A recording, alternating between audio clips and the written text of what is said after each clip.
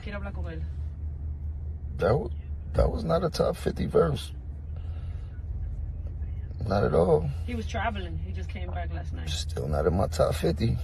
Yo, so that was Jim Jones's response. Yeah, 50th anniversary of hip hop, and those are the kind of responses we're getting, and you wonder why rap is where it's at right now. Hit that like button. Jim Jones and Pusha T continue to go on with their pettiness. Pusha T debuted this song at the fashion show the other day. Him and his brother reunited and did that. Hey, that's a whole nother conversation, the fashion stuff. But I mean, and Jimmy's a fashion guy too. But they've been, this all starts from just an opinion. And Jimmy has the right to have his opinion. They asked him straight up, do you think Pusha T's top 50? And he said no. Now, he's entitled to that. But it was the way he went about it. It came across disrespectful. He was like, yeah, he could rap. He could rap he could rap for real, but he ain't. Jimmy was looking at it as far as influence, record sales, hit records. And I kind of understand that. But, and when Pusha has a great line in this, when he talks about, staying in your lane, you out of your element. Like Jim Jones not taking nothing away from what he's given to the game. But it was the same reason why the Lox washed Dipset when they did verses. The Lox always stood for substance and bars and music. They got the Grammys, the hits, the mixtape. Dipset, especially when it comes to Jimmy, it wasn't about substance. It was always about fashion, swagger, moxie, personality. It ain't about bars. So for him to be talking about someone who was a real bar-driven, MC-driven rapper. Like Pusha T is a rapper's rapper. And I'm not even the biggest Pusha T fan like that, but he is a real MC. So it's like, hold up, you out of all people, like it's okay if you don't think he's top 50, but you out of all people should not be talking. What's your favorite Jim Jones verse?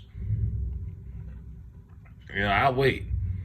And I like some of Jimmy's stuff, some of Dipset stuff. Like I said, I was a Dipset fan too.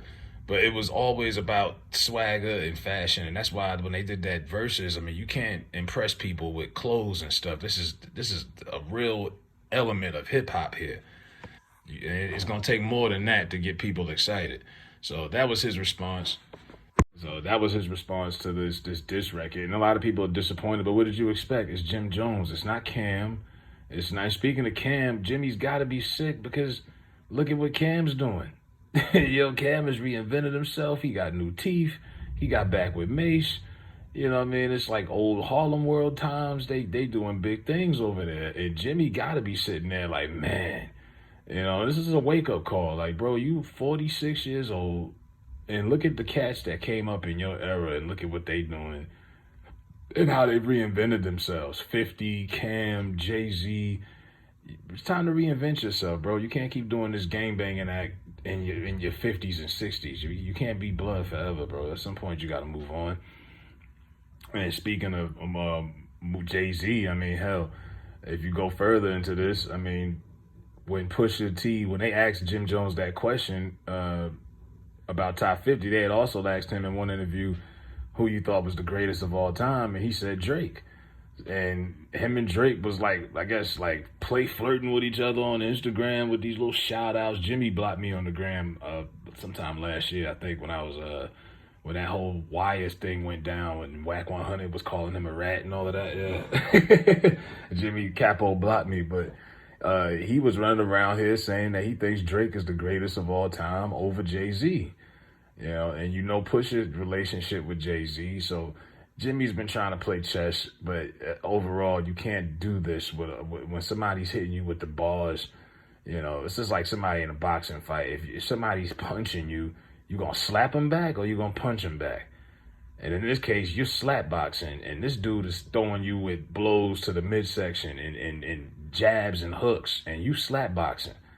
People want to see real, but people got to understand, Jim Jones is not your type, is not a rapper's rapper. He's not not everybody is like that. You know what I mean? That's like Flavor Flav calling out Nas and saying Nas isn't worthy, isn't that good. You know what I mean? Like, Flav has his stance and what he's brought to the hip hop, Public Enemy and all of that, but you ain't in this conversation of real credible MCs, only real credible MC type of rappers should be even speaking on stuff like that. But they asked Jimmy a question, he gave his opinion. But Jimmy's salty, he's still the same old Jimmy. And as I say, same old Jimmy. Jim Jones has been the same dude since like 2002, since forever. When I was a kid, Jim Jones in Dipset was the same dude that you're seeing now. Dirty look, dingy, dookie braids, looked like he just woke up. Same thing, same rhetoric, same attitude, still gangbanging. You know, it's Harlem. You know what I mean? It's the same. Like, there's no reinvention, no evolution at all with Jimmy. And that's sad. You know, and Pusha T has reinvented himself. Yeah, he still talks about dope. You know what I mean? But he's taken himself to another level, and he separated himself from that crew. I mean, even if you're talking about just musical influence, I mean, being a kid back in the day when Clips was popping and Grinding first came out, somebody could be at the lunch table and somebody could start doing that beat on the table, and it was just like everyone just became synchronized. The whole cafeteria was on it, man. Like, you don't forget about stuff like that.